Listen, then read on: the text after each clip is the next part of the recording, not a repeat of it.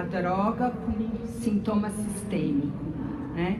Então, o importante na DRESS não é tanto o quadro dermatológico, diferentemente da síndrome de Stevens-Johnson e da NET, em que a mortalidade está relacionada muito à pele. Na DRESS, a mortalidade vai estar relacionada à insuficiência de órgãos internos, embora a pele possa se cronificar e ter lesões de eritrodermia.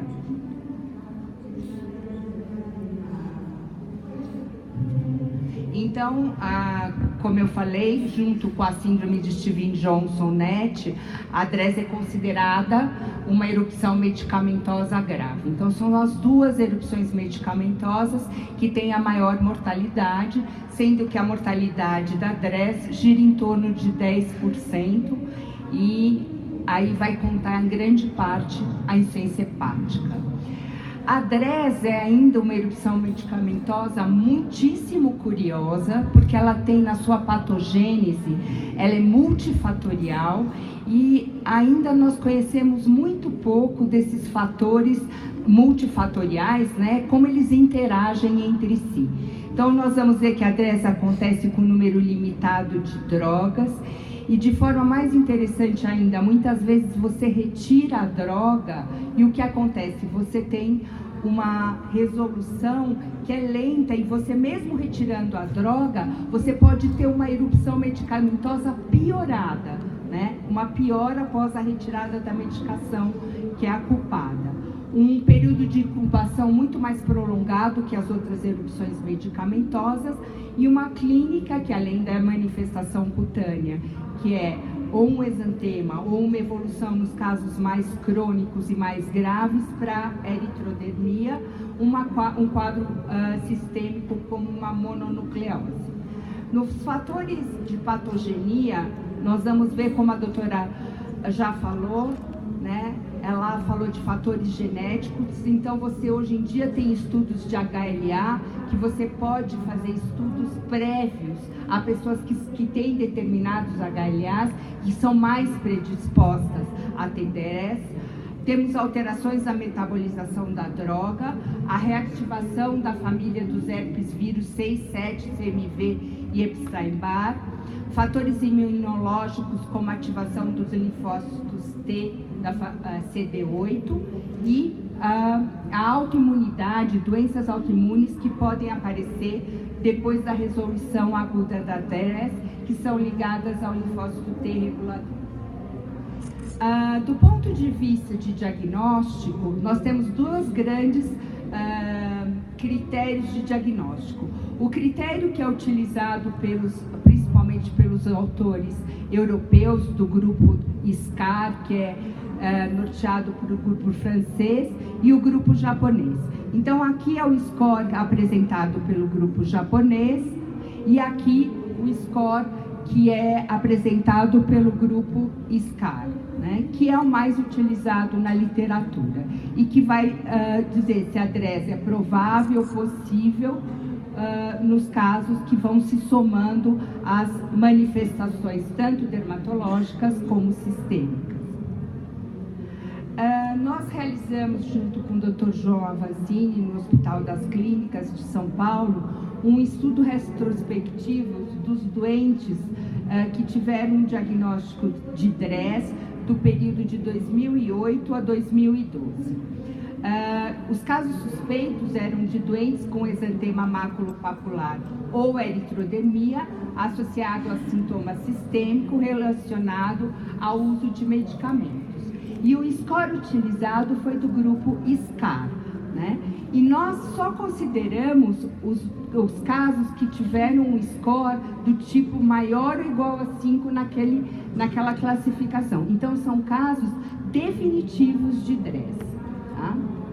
Então, a droga mais utilizada que causou DRESS para o nosso grupo foram os anticonvulsivantes. Então, a fenitoína e a carbamazepina foram os anticonvulsivantes que mais causaram DRESS. E a maioria dessas drogas são utilizadas aonde? Nas neurocirurgias, né? Então, eu vou mostrar para vocês alguns casos, né, dessa casuística. Essa era uma paciente que usava carbamazepina porque ela tinha uma depressão e já fazia uso de carbamazepina há 5 anos e nunca tinha tido nenhum efeito colateral cutâneo. Quando foi introduzido fluoxetina e após 20 dias ela desenvolveu um quadro exantemático acompanhado de febre e aumento da TGP. O que aconteceu então com essa paciente?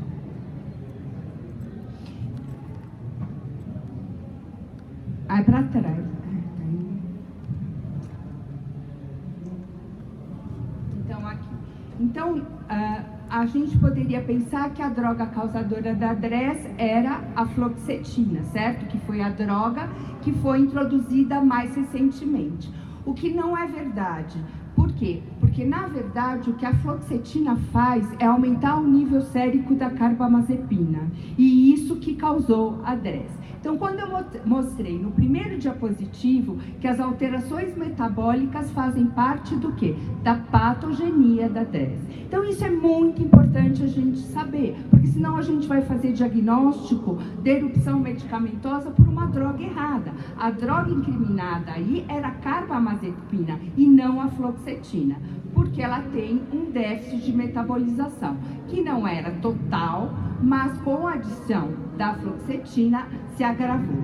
Então, além disso, o que nós podemos observar é que no mês de abril, essa paciente tinha um quadro de DRESS e que com a introdução da corticoterapia houve o desaparecimento das lesões cutâneas, porém as alterações hepáticas ficaram flutuantes até o mês de outubro.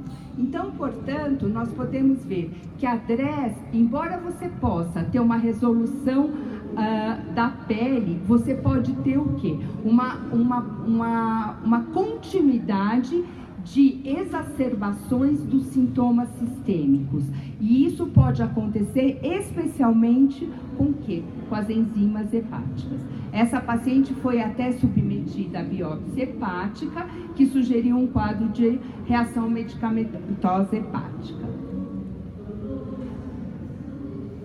E aqui nós podemos mostrar, então, que no fígado dos pacientes acompanhados, a variação das enzimas hepáticas foi grande, chegando até níveis muito altos, de 4.000 de transaminases, e que enquanto aquela paciente teve uma evolução prolongada, isso não acontece, lógico, com todos os pacientes.